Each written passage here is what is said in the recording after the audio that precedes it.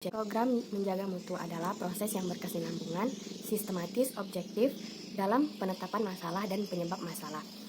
Proses ini diselenggarakan untuk pemecahan masalah sesuai dengan kemampuan yang bertujuan untuk meningkatkan mutu pelayanan, khususnya pelayanan kebidanan.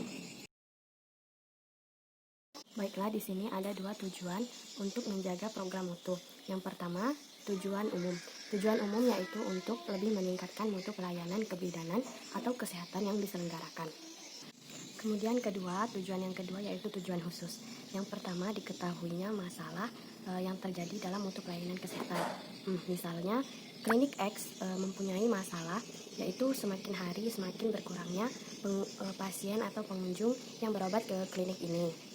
Kemudian yang kedua, diketahuinya penyebab munculnya masalah mutu pelayanan kesehatan.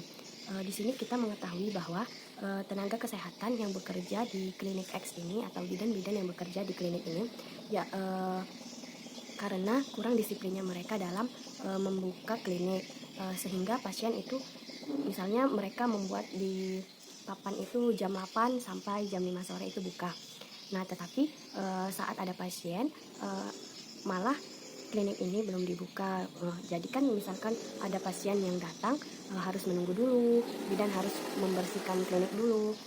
Nah, jadi itu bisa saja membuat pasien tidak nyaman.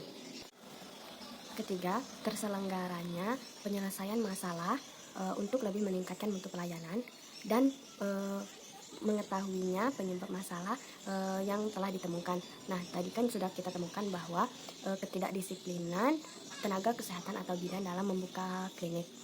Nah, di situ kita melakukan penyelesaian. Kemudian yang nomor 4, tersusunnya saran dan penyelesaian masalah untuk lebih meningkatkan mutu pelayanan. Nah, di sini jadi dari saran-saran dari masukan-masukan itu tadi, maka di sini bidan-bidan harus atau tenaga kesehatan tersebut harus melakukan perubahan bahwa jangan lagi sampai membuka klinik terlalu dari batas yang ditentukan agar lebih cepat membuka klinik. Sasaran program untuk menjaga mutu pelayanan kesehatan. Di sini ada 4 sasaran. Yang pertama, unsur masukan. Unsur masukan ialah semua hal yang diperlukan untuk melakukan pelayanan kesehatan. Yang terpenting adalah tenaga, money atau dana, material atau sarana. Secara umum, apabila sarana atau tenaga, kualitas atau kuantitas yang diperlukan tidak sesuai dengan kebutuhan, atau jika dana tidak sesuai dengan kebutuhan, maka sulit untuk dicapai mutu pelayanan kesehatan yang berkualitas. 2. Unsur lingkungan. Apabila keadaan lingkungan sekitar yang mempengaruhi pelayanan kesehatan. Di sini secara umum disebutkan apabila komunitas, organisasi, aktivitas manajemen tidak sesuai atau tidak mendukung pelayanan kesehatan, maka sulit tercapainya mutu pelayanan kesehatan yang baik. 3. Unsur proses. Unsur proses adalah semua tindakan yang dilakukan pada pelayanan kebidanan. Secara umum, tindakan ini dibagi menjadi 2. Yang pertama, tindakan medis atau medical procedures, dan non-medical procedures atau tindakan non-medis.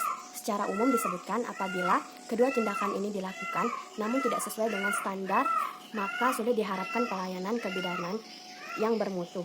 Proses ini meliputi diagnosa, tindakan, indikasi, rencana pengobatan, sarana kegiatan dokter, dan penanganan kasus. Baik tidaknya proses ini dinilai dari relevan atau tidaknya proses ini dari pasien, mutu proses yang sesuai dengan standar pelayanan, fleksibel dan efektif, dan tingkat kewajaran tidak kurang dan tidak lebih. 4. Unsur keluaran. Unsur keluaran ialah sesuatu yang menunjuk pada penampilan pelayanan kesehatan. 2 penampilan ini secara umum dibedakan menjadi 2. Yang pertama, penampilan aspek medis dan penampilan aspek non-medis. Jika kedua aspek ini berbeda, maka tidak sesuai dengan standar pelayanan yang telah ditetapkan. Maka pelayanan tersebut bukan pelayanan yang bermutu, karena kedua aspek ini terikat, dan saling berhubungan. Manfaat. Apabila program menjaga mutu dapat diselenggarakan, maka banyak manfaat yang dapat kita peroleh. Secara umum, ada beberapa manfaat yang dapat kita peroleh. Pertama, dapat lebih meningkatkan efektivitas dan efisiensi pelayanan kesehatan yang diselenggarakan. Kedua, dapat lebih meningkatkan penerimaan masyarakat terhadap tenaga kesehatan. Dan yang terakhir, dapat melindungi pelaksana kesehatan dari kemungkinan gugatan hukum yang mungkin digugat. Baiklah, itu dia presentasi dari saya. Jika ada yang kurang, saya minta maaf.